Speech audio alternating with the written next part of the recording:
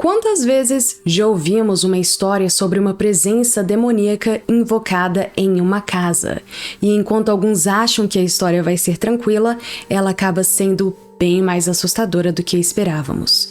Eu sou a Jéssica Zanetti e esse é o Espíritos do Além, que trata de assuntos insólitos, misteriosos e sobrenaturais, sempre nessa ordem. Venha comigo porque hoje eu contarei uma história aterrorizante direto de Michigan só pra vocês. A história da casa mal-assombrada de Church Street. E como de praxe, eu já gostaria de pedir que você deixe o seu like nesse vídeo, e se você curte os tópicos trazidos pelo canal, eu também peço que você considere se inscrever, ativar o sininho de notificações para sempre saber quando sai vídeo novo por aqui, e também para que você compartilhe seus vídeos favoritos com amigos ou pessoas da sua família que você sabe que curtem esses tópicos. Mas agora, sem mais delongas, vamos ao relato. Nosso relato começa na cidade rural de Standish, Michigan, uma pequena cidadezinha perto do lago Huron, no ano de 1972. Randy Irving, de então 22 anos, acabava de conseguir um excelente emprego trabalhando para os Correios quando começou a procurar por uma casa. Seu pai Roy ganhava muito dinheiro comprando casas, consertando-as e então ou as alugando ou vendendo por um preço bem maior do que ele tinha pagado. E ele tinha acabado de adquirir uma propriedade antiga de mais ou menos 100 anos, perto do trabalho do Randy, em uma rua chamada Rua Church, ou em inglês, Church Street.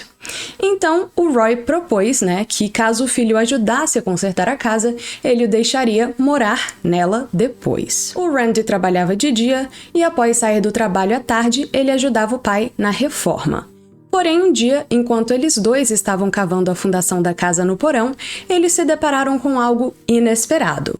A pá do Randy bateu em algo concreto, o que o fez parar de cavar para ver o que era aquilo. Ele então chamou o Roy e juntos eles descobriram um fêmur humano. Eles continuaram cavando a fundação para ver se eles conseguiam encontrar alguma explicação para o seu achado e foi nessa que eles acabaram encontrando mais vários outros ossos. No dia seguinte, então, o Roy liga para o médico deles e pede para que ele venha até a casa para inspecionar os ossos que eles tinham encontrado, e ver se realmente eram ossos humanos. O médico vem e depois de alguns minutos inspecionando todos os ossos encontrados, ele determina que eles com certeza eram humanos, sim. Mas, apesar disso, ele fala que eles eram muito mais antigos do que apenas 100 anos. O médico especula então, baseado na sua própria experiência, em aparentemente receber ligações e checar ossos encontrados em porões, que a casa devia ter sido construída em cima de um antigo cemitério indígena, já que aquela área toda era famosa por abrigar ao menos 3 nações indígenas. O médico ainda falou que eles deveriam deixar tudo isso para lá e reenterrar os ossos exatamente onde eles tinham os encontrados para prevenir que o karma viesse complicar suas vidas. E como eu já falei antes aqui no canal, existe essa crença bem proeminente nos Estados Unidos de que lugares mal assombrados tenham sido construídos em cima de cemitérios indígenas, porque como você constrói algo em cima de um local que era considerado sagrado para os indígenas e esse local acaba sendo perturbado, isso acaba propiciando atividades paranormais. E foi exatamente isso que o Randy e o Roy fizeram, ou seja, eles reenterraram os ossos de volta no porão da forma mais respeitosa que conseguiram, depois de terem desenterrado todos os ossos, por razão nenhuma. E você acharia que o Randy não iria querer ficar naquela casa depois desse episódio, não é mesmo?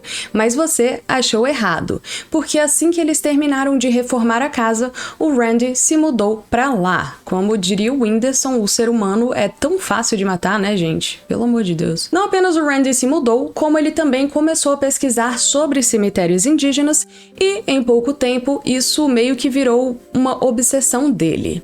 Mas calma, gente, porque além disso, um dia ele decidiu comprar um livro sobre práticas e estudos de bruxaria. Sim, porque bruxaria tem tudo a ver com cemitérios indígenas, né? Vai lá, vai morrer, garoto. E daqui, a gente já sabe que esse episódio vai ser pesado, não é mesmo?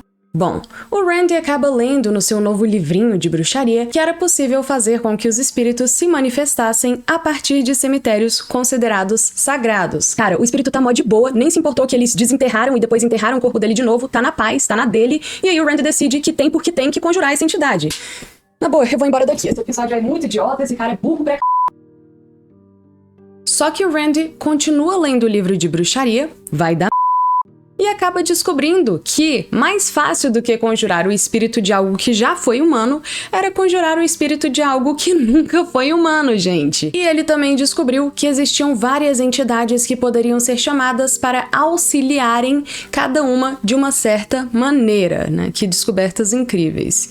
Eu aposto que se tivesse escrito no livro pra ele comer fezes, ele comeria, né? Porque qual que é a necessidade disso, cara? Eu tô bem da vida com esse cara, mas assim, longe de mim culpar a vítima, né? Quando ela é inocente, porque esse cara não tá nem pedindo, ele tá implorando, pelo amor de Deus. Bom, um dia, no final da tarde, o Rand então performa um ritual na sua sala de estar, onde ele invoca 4 desses espíritos não humanos. E depois de ele repetir o cântico do inferno, no caso, né, que a propósito ele até escreveu no livro dele, que ele publicou mais tarde, a janela, que estava aberta, soprou uma ventania tão forte para dentro da sala que até derrubou o abajur que ficava do lado do sofá.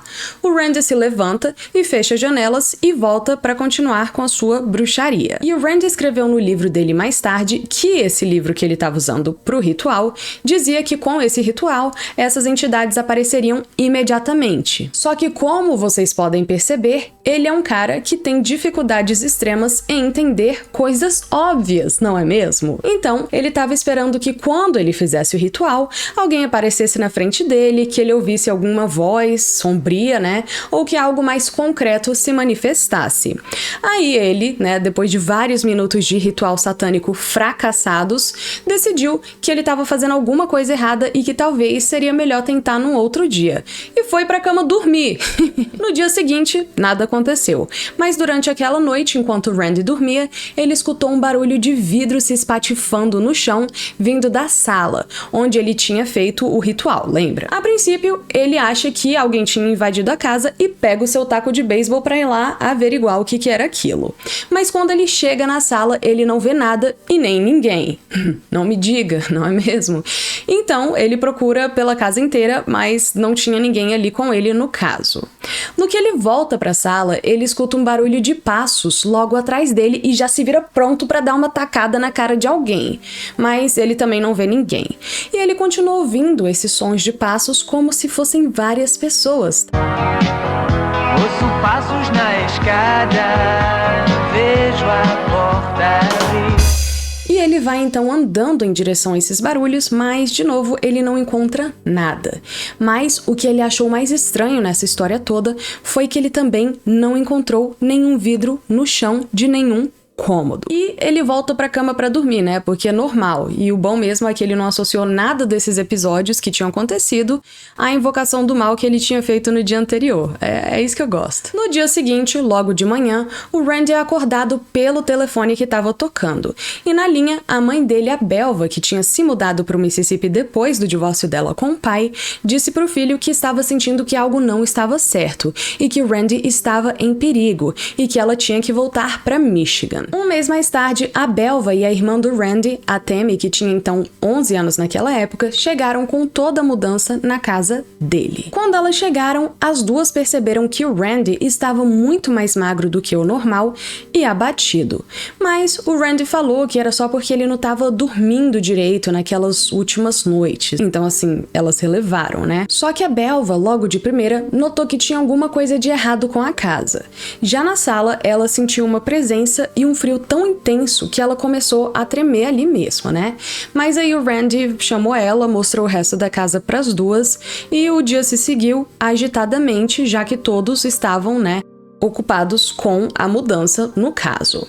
Mas naquela noite, todos eles acordaram no meio da madrugada com o barulho de um órgão sendo tocado. E eu não digo um órgão tipo, tocaram no meu pâncreas, mas sim um piano de igreja, um órgão. O Randy levanta na cama e percebe que a mãe dele estava na porta do quarto, mandando ele desligar o rádio. Mas aí nessa hora ele vira pra ela e fala, mas mãe, eu não tenho nenhum rádio. Então, desesperada, a mãe e o Randy começam a procurar a origem do som que estava vindo do quarto dele. Mas, em alguns minutos, a música para. E a Belva já pensa imediatamente que esse órgão só podia ser a mãe dela, que era organista enquanto viva, tocando do além. E como ela interpretou aquele som como algo positivo, como se a mãe estivesse ali para protegê-los, ela então não se abalou e voltou para a cama para dormir. E apenas quando a Belva falou que o som era algo fantasmagórico e deixou o filho ali sozinho no quarto dele refletindo, foi que o Randy parou para refletir, gente, que talvez esse barulho tivesse alguma coisa a ver com as entidades que ele tinha tentado conjurar, né? Finalmente a ficha caiu, não é mesmo, Randy? Bom, ele tenta dormir, mas em alguns momentos ele escuta um barulho muito estranho vindo de perto da sua cama. Um rosnado demoníaco. Ele tenta estender a mão em direção ao ruído, mas não sente ninguém, só um vento muito gelado naquele local. E aí ele escuta o barulho de novo e dessa vez mais próximo da cama dele. Só que nessa hora ele também sente uma pressão no colchão, como se o que quer que fosse aquilo tivesse subido na cama junto com ele. E nesse momento ele sente um vento frio na bochecha dele, como se algo estivesse ali respirando na cara dele, mas a coisa logo desaparece e o Randy passa a noite em claro, é claro. O Randy ficou com um conflito interno pelos próximos dias, porque ele sabia que as coisas que ele estava presenciando na casa eram algo que ele mesmo tinha invocado. E por saber que aquilo era culpa dele, ele ficava com medo de falar para qualquer pessoa, incluindo a família, o que realmente estava acontecendo ali. As assombrações mesmo só aconteciam durante a noite e a princípio era só esse rosnado que ficava perto dele e subindo em cima dele, né? Mas que logo desaparecia. Porém, como ele tentava não interagir com esse espírito, algumas semanas depois da primeira atividade no quarto dele, a entidade decidiu que estava na hora de dar o próximo passo. Ela não apenas começou a rosnar em uma noite, como também a derrubar objetos da estante dele. E alguns segundos mais tarde, o espírito também começou a puxar as cobertas de cima dele e logo em seguida a pegar a perna do Randy com suas garras e tentar arrastá-lo para fora da cama. Tá vendo que a coberta protege, né? Porque primeiro o espírito tirou a coberta pra depois tocar nele, tá vendo? Se não tivesse a coberta, teria sido a perna direita. O grito que o Randy dá acaba acordando a Belva, que então vai no quarto do filho verificar o que estava acontecendo ali. Quando ela chega lá, o Randy tá andando de um lado pro outro do quarto, apavorado. A mãe demanda uma explicação pro filho do que estava acontecendo ali, e o Randy conta pra ela que toda noite, há mais de um mês, ele estava ouvindo passos, rosnados, música ou barulho de vidros e objetos caindo no chão, e ele também conta pra mãe que um espírito tinha tentado o arrastar pra fora da cama há alguns instantes. Mas ele deixa de fora convenientemente que era ele que tinha conjurado algo pra dentro da casa. E é bem nesse momento que os dois escutam o rosnado habitual de toda noite, só que dessa vez vindo de cima da cômoda da TV do quarto do Randy. A Belva imediatamente pega a Bíblia dela e começa a ler alguns versos para expulsar a criatura. E depois de alguns minutos, o rosnado realmente cessa. E claro que essas assombrações não pararam definitivamente só depois que ela leu alguns versos da Bíblia. E um dia especificamente, o Randy estava assistindo TV com a irmã dele e começou a ouvir uns barulhos vindos do closet do corredor, né? Um closet, inclusive, que o pai dele usava para armazenar algumas das suas antiguidades. O Randy então vai andando em direção ao closet e os barulhos vão ficando cada vez mais altos, como se tivesse alguma coisa se debatendo dentro do closet. Quando o Randy toca na maçaneta, ele vê que a porta está trancada e não consegue abri-la. E dentro de instantes, a Belva também aparece ali e tenta tocar na maçaneta. Porém, no momento que a mãe dele toca na maçaneta, ela é empurrada por uma força invisível que a faz bater de cara com a porta do closet. E logo a seguir, ela leva a mão ao pescoço como se algo estivesse tentando sufocá-la. E naquele momento, ela é levantada do chão pelo pescoço e o Randy não consegue soltá-la. A Tammy, que estava lá assistindo a TV, também vem e os dois não conseguem ajudar a mãe. Só que o Randy lembra da única coisa que tinha dado certo antes e vai correndo até o quarto da mãe pegar a Bíblia dela. Ele volta e encosta a Bíblia no pescoço da mãe e imediatamente ela cai do ar no chão e abraça a filha, respirando livre enfim. Eles saem correndo da casa, entram no carro do Randy e fogem daquela residência naquele mesmo instante. E é então que eles decidem se mudar.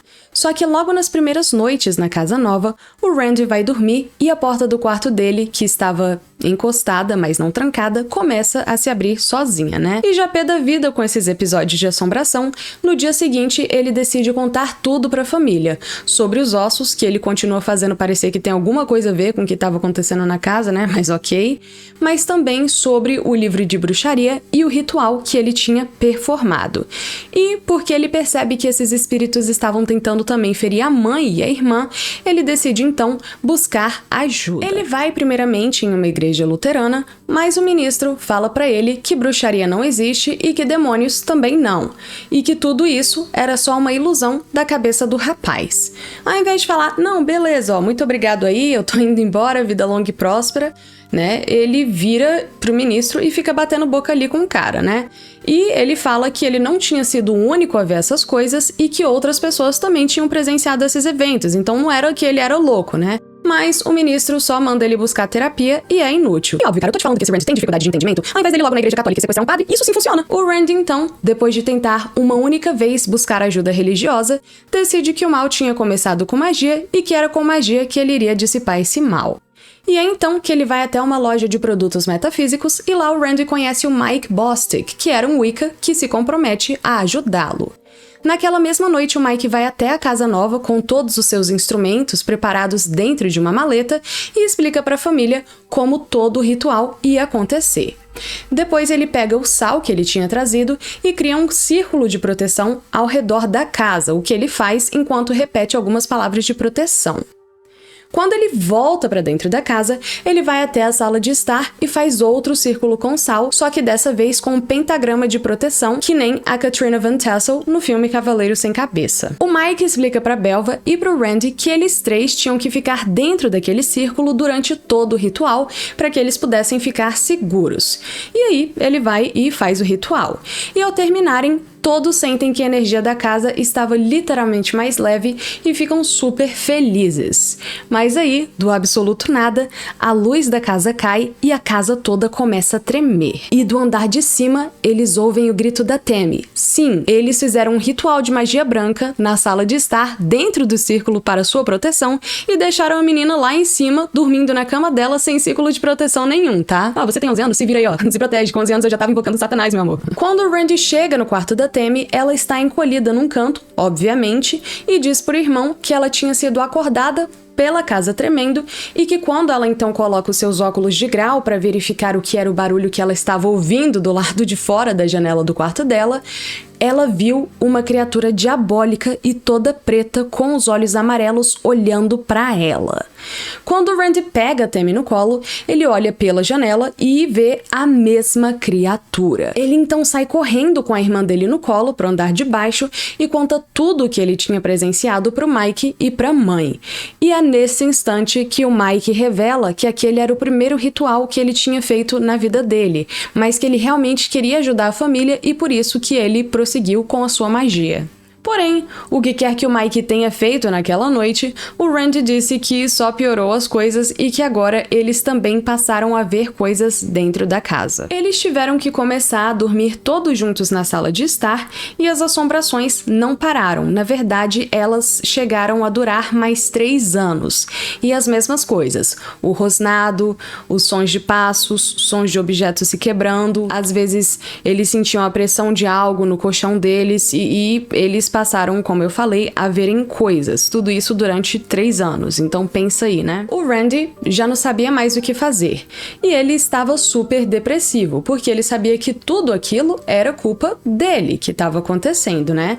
Só que um dia ele estava na copa do trabalho, almoçando, e uma colega, a Paula, chega até ele e pergunta o que estava acontecendo, porque ela vê que ele está abatido. E é naquele momento que ele conta toda a história para ela, e a Paula fala para ele que ela conhecia alguém que talvez pudesse ajudá-los, a Nora Reiner. E a Nora era uma curandeira que já tinha ajudado a Paula. Então, no mesmo dia, o Randy vai até a casa da Nora e ela já nota que ele está fraco e abatido, né? E o Randy se senta em uma cadeira na frente dela e conta toda a sua história pra ela. E é então que a Nora fala pra ele que ela quer fazer uma oração ali junto com ele pra expulsar os demônios. Então ela fala pra ele que falaria algumas palavras e queria que ele as recitasse logo em seguida de volta pra ela. E eles começam a oração oração, mas mesmo tentando muito recitar essas palavras, o Randy não consegue falar a oração de volta para Nora. E é nesse instante que ele apaga completamente, a cabeça dele até caindo sobre o peito assim, ó. Só que em alguns segundos, a cabeça dele levanta de volta e os olhos dele estavam completamente pretos. E ele gritou Sucede, que é Jesus ao contrário, e começou a rosnar guturalmente. A cadeira dele então foi abruptamente jogada contra a parede e Randy caiu no chão por causa disso, né? A Nora, que não era boba nem nada, pegou logo um crucifixo e colocou na frente do rosto do menino. E o Randy começou a bufar e a fazer um som de gato quando ele tá sendo ameaçado, né? Tipo... Além de tudo isso, a garganta dele começou a inchar como se tivesse uma fruta entalada ali. E a Nora não se abalou, tá? Ela continuou ali orando e fazendo seu ritual de benzimento, e aos poucos ela foi se aproximando do Randy então com um crucifixo na mão. Vale ressaltar que a Nora era uma benzedeira, então ela nunca tinha feito nada assim, como se fosse realmente um exorcismo, né? Mas ela não ficou com medo, não ficou acanhada e continuou ali orando. Então ela continuou orando e chegando com o crucifixo cada vez mais perto dele. Eventualmente, ela encosta esse crucifixo no peito dele e ele grita uma última vez. E a garganta dele desincha completa e imediatamente quando o crucifixo é tocado nele. Só que ele também desmaia e só passados alguns minutos é que ele acorda. Quando ele acorda, ele começa a chorar em prantos e falar pra Nora que ele sabia que Jesus tinha o salvado naquele momento e que ele já não sentia mais o peso das entidades sobre ele. E é então que o Randy leva a Nora até a casa nova e ela já benze a Belva, a Temi e a casa nova inteira. Mas aí, a Nora fala pra eles, olha, vocês estão se sentindo mais leves, mas enquanto eu não benzer a casa onde você invocou essas presenças demoníacas, vocês não vão ter uma solução permanente. Então, naquela mesma noite, o Randy, a Belva, a Temi e a Nora vão juntos até a casa antiga em Church Street e a Nora benze toda aquela casa e quando ela chega na sala, ela sela o portal que o Randy tinha aberto 4 anos antes. E depois que a Nora benzeu a casa, ninguém da família Irving nunca mais relatou nenhum incidente paranormal. Então, depois de 4 anos de terror constante, a vida do Randy e da sua família finalmente encontrou paz. E o portal que ele tinha aberto em um momento de curiosidade imprudente foi finalmente fechado para sempre, mas as cicatrizes desse capítulo sombrio jamais se apagarão. O que fica no ar, entretanto, é uma pergunta inevitável. Quantas outras casas em lugares silenciosos e esquecidos escondem segredos tão antigos e perigosos quanto o que foi desenterrado nas fundações da casa de Church Street? E quantas pessoas imprudentes, seja por curiosidade ou ignorância, já abriram portas que deviam ter permanecido fechadas? E fica aqui o meu aviso. Algumas histórias, assim como certos segredos, deviam descansar para sempre sem serem perturbados. Mas e vocês? Acreditam nessa história? Qual foi a parte mais assustadora ou inacreditável dela na sua opinião? Deixe aqui nos comentários. E lembrem-se, se tiverem algum relato sobrenatural ou de lenda urbana da sua cidade ou região que gostariam de compartilhar, vocês podem enviar um e-mail para espiritusdoalém.podcast@gmail.com ou uma mensagem pelo Instagram em @espiritusdoalém-podcast e poderão ter sua história ou lenda contadas aqui. Eu já vou pedindo de novo para vocês deixarem um like aqui no vídeo, se inscreverem no canal, ativarem o sininho de notificações e compartilharem seus vídeos favoritos com amigos ou familiares que curtam esses tópicos. Muito obrigada por me acompanharem até aqui e até a semana que vem. Mas antes, lembrem-se, se encontrarem um livro de magia e bruxaria, só leia se for Harry Potter.